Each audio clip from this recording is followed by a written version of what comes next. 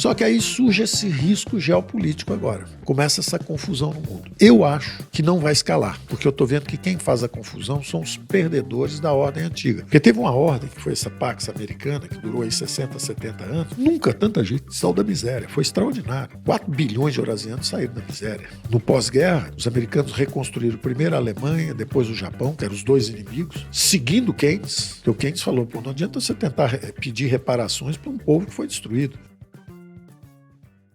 Principalmente, vale essa arquitetura belíssima que a gente conversou sobre mercados eficientes para fazer a alocação. Porque você vai fazendo, teoricamente, devia ser de cima para baixo. Quanto é que é o portfólio? Agora, quanto é que eu vou colocar nas diversas camadas de risco, né, de preferência crescentes? Então, primeiro é o Money Market Fund, praticamente não tem risco, resgate imediato, liquidez, etc, etc. É o que rende menos. Aí depois eu subo um pouquinho para os corporate bonds, aí depois eu subo mais um pouquinho, vou para o equity, depois eu subo mais um pouco, vou para os private equity, depois eu subo mais um pouco, vou para o fundo de risco creditício, depois eu subo mais um pouco. Quer dizer, você vai escalando aquilo ali. E aí, agora, eu já decidi, já fatiei o meu patrimônio e já decidi como eu vou alocar. Então, agora que eu vou alocar em private equity. Cadê os especialistas? Ah, não, tem um private equity aqui que é generalista, faz de tudo. Compra banda de música, compra elefante, compra tatu-bola. Não gosto. Eu gosto do cara que é o maior craque de educação. O cara que é focado naquilo.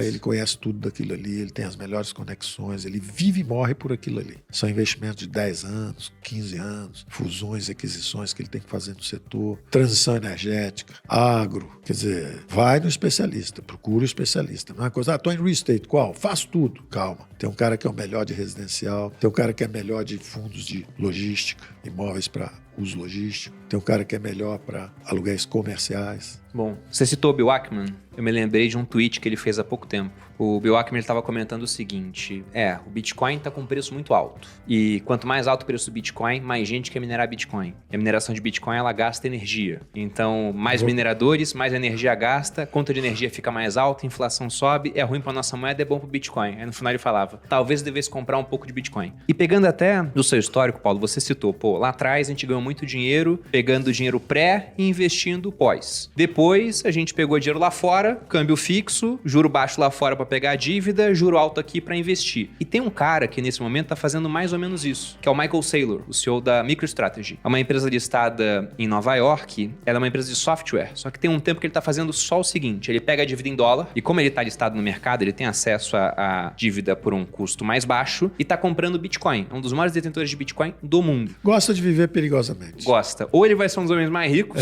ou vai ser um dos caras mais quebrados. Perigosamente. Porque o que acontece? Essa é uma conversa super interessante, que é a seguinte. O Bitcoin tem uma grande virtude, que é justamente limitação da oferta. Isso é uma grande virtude, porque isso diz o seguinte, olha, se a demanda aumentar no tempo, o preço tem que subir, porque a oferta está relativamente limitada. Isso é bom, isso é uma virtude que as moedas fiduciárias não têm. Na hora que nós mudamos o regime do padrão ouro para as moedas fiduciárias, nós cortamos essa limitação. E de lá para cá, você tem as economias fiduciárias viraram experimentos extraordinários, a humanidade enriqueceu, foi tudo bem, só não contaram o final. A gente não sabe o final. Sim.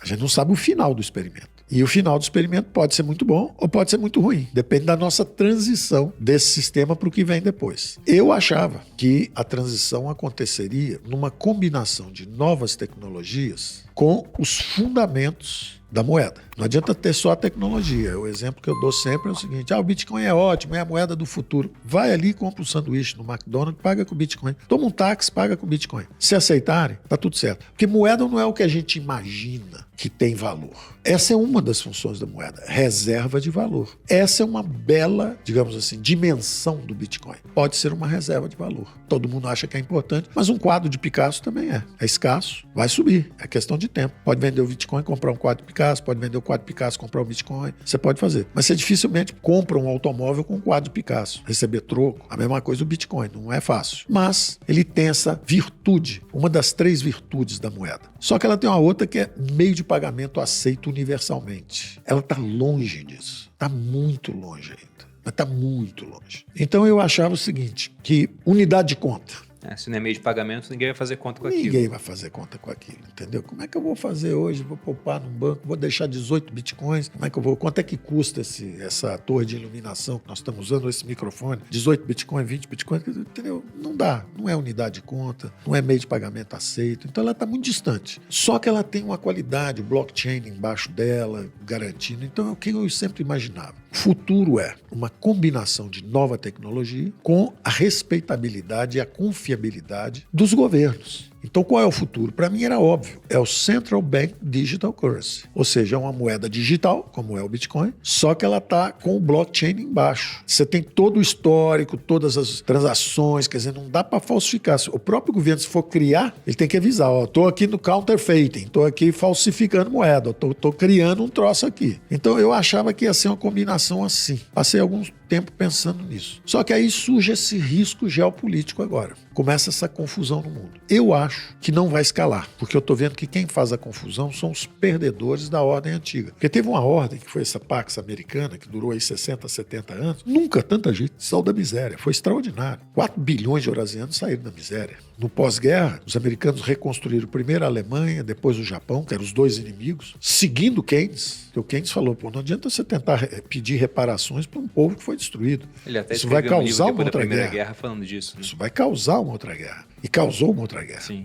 Embora essa outra guerra tenha sido causada também pela luta contra o comunismo, porque tinha a Internacional Socialista dizendo trabalhadores do mundo inteiro, univos, univos, univos. Aí veio o Nacional Socialismo, dizendo o seguinte, trabalhadores alemães, empresários alemães, governantes alemães, políticos alemães, vamos nos unir contra a Internacional Socialista. Então foi uma guerra um pouco mais complexa, com mais dimensões do que parece. Mas de qualquer forma, no pós-guerra é reconstruída a Alemanha, é reconstruído o Japão. E viram as 3 maiores economias do mundo, Estados Unidos, Alemanha e Japão. Logo depois, Reino Unido, que também tinha vencido a guerra junto com os americanos. E depois eles encostam na China. A China do Mao Tse-tung estava no chão, mas o Deng Xiaoping se acerta com o Kissinger e o Nixon e eles começam a inclusão, a integração da China ao sistema econômico capitalista global. E aí você tem o maior período de crescimento sincronizado que a humanidade já viu. Todo mundo crescendo 60, 70 anos no final. Foi extraordinário. Aí, de repente, quem são os perdedores? Primeiro grande perdedor, a União Soviética. Ela colapsou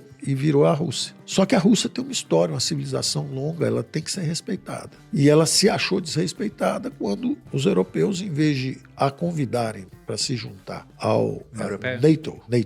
North Atlantic Treaty, que é o pacto bélico, né? Estamos juntos, não vamos guerrear nunca, etc. Deixaram ela de fora e começaram a incluir países dentro da zona do euro e chegando cada vez mais perto dela. E todo mundo com base militar, base militar, base militar. Ela fala, vocês estão me acuando aqui. Aí ela, de repente, inaceitavelmente, porque é desumano no século XXI você fazer guerra, é um absurdo. É até, digamos assim, uma desconsideração a essa longa civilização russa. Como é que faz um negócio desse depois de já ter vivido toda a tragédia do comunismo, aquela confusão, sistema político fechado, execução em massa, fome, miséria. Aí, de repente, quando ela emerge, esse desentendimento acaba virando uma guerra com a Ucrânia. Muito ruim. Posso pegar um adendo nisso? Isso. Só para dar opinião, que eu tô lendo um livro agora, chamado... do Tim Marshall. Ele fala sobre geografia, prisioneiros da geografia. Sim. Eu sei. E no livro, eu acabei de ler a parte sobre a Rússia. E ele tem uma visão muito interessante. Ele escreveu antes dessa invasão, mas já tinha a guerra entre Rússia e Ucrânia por conta da Crimeia. Sim. E ele fala que se o Putin, hoje, ele olha para o mapa e desconsidera as linhas dos Estados-nação, ele vê exatamente o mesmo mapa do Ivan o Terrível, com os mesmos problemas. Os portos vão congelar no inverno, exceto o porto de água quente que ele tem no Mar Negro, que Vladivostok congela, o Ártico congela, o Mar do Norte tem estreitos dominados por países membros da OTAN. Até o Mar Negro tem, né? A Turquia é membro da OTAN também, e que a planície europeia continua sendo plana. E ele fala, esse é um problema dos russos desde sempre, porque você pega da Polônia, começa uma planície, que depois ela se alarga e toda a entrada da Rússia é plana. Então é muito difícil de defender. Então, não é que ele defende o Putin, mas ele fala, olha, talvez, se não fosse o Putin, fosse um outro cara, o desfecho poderia ser muito parecido. Porque quando você começa a aproximar aquela zona de influência que era da Rússia do Ocidente, né? Começa a criar essa tensão. Mas é isso, exatamente isso. É uma insegurança que se transforma numa potencial bomba global. Sim. Aí você vê a outra, que é o seguinte, Israel e os países árabes, pela primeira vez a Arábia Saudita estava assinando um acordo com Israel. Tá muito próximo. Aquilo ia virar um dos maiores centros financeiros mundiais, porque agora, inclusive com essa guerra da Ucrânia, invasão da Ucrânia, guerra que a Rússia promoveu na Ucrânia, e com a tensão entre Estados Unidos e China, a própria função de Singapura se esvazia um pouco, porque Singapura era por onde o dinheiro todo entrava na Ásia, o dinheiro ocidental, e por onde o dinheiro todo também saía da Ásia e ia para os usos ocidentais. Isso agora murcha um pouco, por causa da tensão. E Londres, como saiu também da zona do euro, ela também perde um pouco de importância. E quem é que estava subindo? O Oriente Médio. Agora, inclusive com os petrodólares, toda essa reciclagem de novo, os caras estão fazendo coisas extraordinárias. Os caras visitavam o que era um deserto, onde tinha camelo, só tem avião a jato. Onde tinha deserto, só tem prédios monumentais, ambientes controlados onde neva. Pode nevar no deserto. Muito parecido com o que os americanos fizeram em Las Vegas, que era um poeirão, um deserto total, e tem água jorrando para todo lado e tal. É uma exibição de riqueza. Então, na hora que esse Oriente Médio pode virar o grande centro financeiro do mundo, e um hub também de comercial fantástico, as exportações brasileiras chegando da mesma forma que elas foram para a China, elas agora invadindo a Índia também, né? O nosso comércio com a Índia é de 3, 4 bilhões de dólares por ano, como era com a China 20 e poucos anos atrás, e hoje é 120 com a China. Nosso principal parceiro comercial hoje. Então, nós podemos agora fazer também um corredor em direção à Índia, passando pelo Oriente Médio, e de lá para cá também os investimentos vindo para portos, rodovias, ferrovias, infraestrutura logística brasileira. Então, quando está tudo aparecendo, um desesperado faz essa ação absurda, barbárica, que é o que o Hamas fez. É intolerável, não dá. Você quer ter um concerto de nações, ninguém pode ter tolerância como uma organização que faz um negócio desse.